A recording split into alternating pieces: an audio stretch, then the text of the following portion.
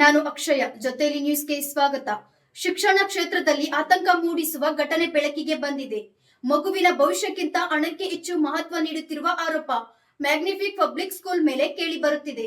ಮಗು ಫೀಸ್ ಕಟ್ಟಿಲ್ಲ ಎಂಬ ಕಾರಣಕ್ಕೆ ಹಾಲ್ ಟಿಕೆಟ್ ನೀಡದೆ ಮಗುವಿನ ಭವಿಷ್ಯವನ್ನೇ ಪಣಕ್ಕಿಡುತ್ತಿರುವ ಆರೋಪ ಶಾಲಾ ಆಡಳಿತದ ಮೇಲೆ. ಪೋಷಕರು ಕೇಳಿದ ಪ್ರಶ್ನೆಗೆ ಉದ್ದಟನದಿಂದ ಉತ್ತರ ನೀಡುತ್ತಿರುವ ಮಾಲೀಕ ಹಾಗೂ ಪ್ರಾಂಶುಪಾಲರು ಎಂಬ ಆರೋಪ. ಶಿಕ್ಷಣ ದೇವಾಲಯವೇ ಅಥವಾ ಹಣದ ದಂಧೆ ಕೇಂದ್ರವೇ? ಶಿಕ್ಷಣವನ್ನು ಸೇವೆಯಾಗಿ ನೋಡಬೇಕಾದ ಸಂಸ್ಥೆಗಳು ಇದೀಗ ಉದ್ಯಮವಾಗಿ ಮಾರ್ಪಟ್ಟಿವೆ ಎಂಬ ಗಂಭೀರ ಪ್ರಶ್ನೆ. ಒಂದು ಮಗುವಿನ ಭವಿಷ್ಯ ಕೆಲವು ಸಾವಿರ ರೂಪಾಯಿಗಳಿಗಾಗಿ ಅಡ್ಡಿಯಾಗಬೇಕೇ? ತಪ್ಪಿತಸ್ಥರ ವಿರುದ್ಧ ಕಠಿಣ ಕ್ರಮ ಕೈಗೊಳ್ಳಬೇಕೆಂದು ಪೋಷಕರ ಆಗ್ರಹವಾಗಿದೆ.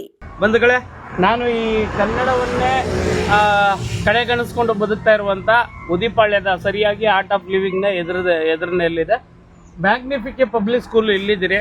ಇಲ್ಲೊಂದು ಆಸಿನಿ ಅನ್ನೋ ಮಗು ಇವತ್ತೊಂದು ದಿನ SLC ಎಕ್ಸಾಮ್ ಬರೀತಾ ಇದೆ. ಆದರೆ ಇವರು ಏನು ಮಾಲೀಕರು ಮತ್ತು ಪ್ರಾಂಶುಪಾಲರು ಏನಿದ್ದಾರೆ, ಇವರು ಮಗುವಿಗೆ ಫೀಸ್ನ ನೆಪ ಒಡ್ಡಿ ಹಾಲ್ ಟಿಕೆಟನ್ನು ಕೊಡ್ತಾ ಇಲ್ಲ. ಹಾಗಾಗಿ ಇವತ್ತು ಆ ಮಗು ಪರೀಕ್ಷೆ ಬರೆಯೋದ್ರಿಂದ ವಂಚಿತ ಆಗ್ತಾ ಇದೆ. ಅದ್ರ ಬಗ್ಗೆ ಕರೆ ಮಾಡಿದ್ರು ಕೂಡ ಭಾಳ ಉದ್ದಟತನದಿಂದ ಇದರ ಮಾಲೀಕ ವರ್ತಿಸ್ತಾ ಇದ್ದಾನೆ.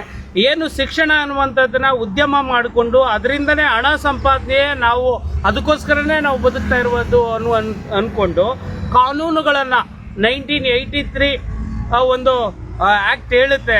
1983 ಎಜುಕೇಷನ್ ಆ್ಯಕ್ಟ್ ಹೇಳುತ್ತೆ, ಮಕ್ಕಳಿಗೆ ಯಾವುದೇ ಒಂದು ನೆಪ ಒಡ್ಡಿ ಶಿಕ್ಷಣದ ಹಕ್ಕುಗಳನ್ನು ನಿರಾಕರಿಸುವಂತಿಲ್ಲ ಅಂತ.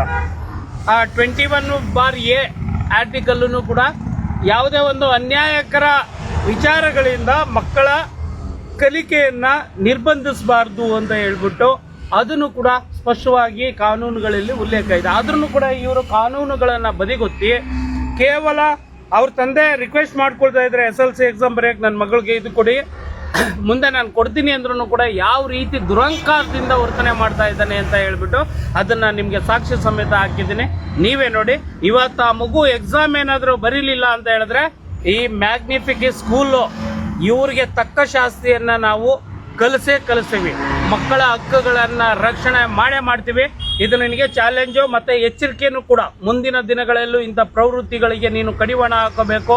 ಮ್ಯಾಗ್ನಿಫಿಕ್ ಸ್ಕೂಲ್ನ ಮಾಲೀಕ ಹಾಗೂ ಪ್ರಾಂಶುಪಾಲರ ನೀವು ಕನ್ನಡ ಕಲೀರಿ. ಫಸ್ಟು ಒಂದೆರಡು ಅಕ್ಷರಗಳನ್ನಾದ್ರೂ ಕನ್ನಡ ಕಲ್ತ್ಕೊಳ್ಳಿ.